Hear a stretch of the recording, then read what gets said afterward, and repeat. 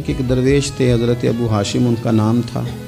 کہتے ہیں بڑی مجبوری تھی, مجھے کہیں جانا تھا تو کشتی نہیں مل رہی تھی. اچانک ایک کشتی گزرنے لگی تو میں بھی سوار ہونے لگا تو ملاح نے مجھ سے کہا کہ یہ ایک صاحب بیٹھے ہیں, بڑے امیر ہیں, ساتھ ان کی کنیز ہے, انہوں نے مجھ سے بک کر لی ہے ساری کی ساری. کیا کدھر سی سالم کرا لیا ٹانگا, وہ ساری کی ساری بک کر لی ہے تو میں تو کسی کو نہیں بٹھا سکتا. تو وہ جو صاحب بیٹھے تھے بڑے سیٹھ آدمی تھے, کہنے لگے میاں آپ کسی اور کشتی میں. اور جو ان کی کنیز تھی نا وہ کہنے لگی چہرے سے کوئی نیک آدمی لگتا ہے, چلو اتنی سواریوں کی جگہ ہے, کسی کونے خدرے میں بیٹھ جائے گا, ہمارا کیا جائے گا. کہا اچھا چلو آ جاؤ. کہتے میں کونے میں بیٹھ گیا, تھوڑا رستہ آگے گیا, انہوں نے کھانے کا سامان نکالا, مجھے بھی کھلایا, لیکن کھاتے کھاتے میری نظر پڑی تو اس میں تو شراب کے برتن بھی تھے معاذ.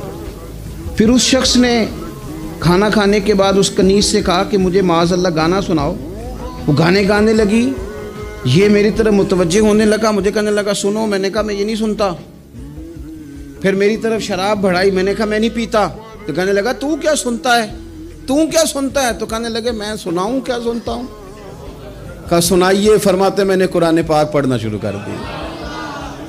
تو کہتے ہیں میں نے اسے چند آیتیں سنائیں, اس کی تو کیفیت ہی بدل گئی. کہنے لگا مولانا زندگی بڑی گناہوں میں گزری ہے, اب توبہ کر لوں تو مالک معاف کر دے گا. کارنامے خطرناک ہیں, پیچھے رجسٹر کالا سیاہ, معافی ہو جائے گی.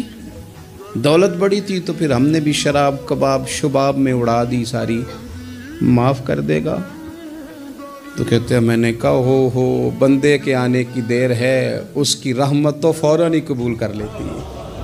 ویسے بھی عدل کریں تے تھر تھر کمبن, اونچیاں شانہ والے تجھے فضل کریں تے پھر تے بخشے جامن میرے جے منہ کالے.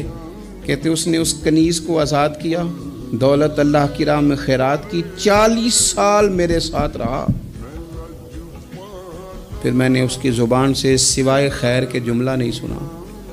ایک کی بات کرتا تھا, کہتا تھا شیخ کاش آپ مجھے تھوڑا پہلے مل جاتے, زندگی سے یہ گلہ ہے کہ تو ذرا دیر سے ملا ہے. پہلے مل جاتے نا تو شاید میری زندگی کچھ اور دن بن جاتے, تھوڑی دیر اللہ والے کی صحبت.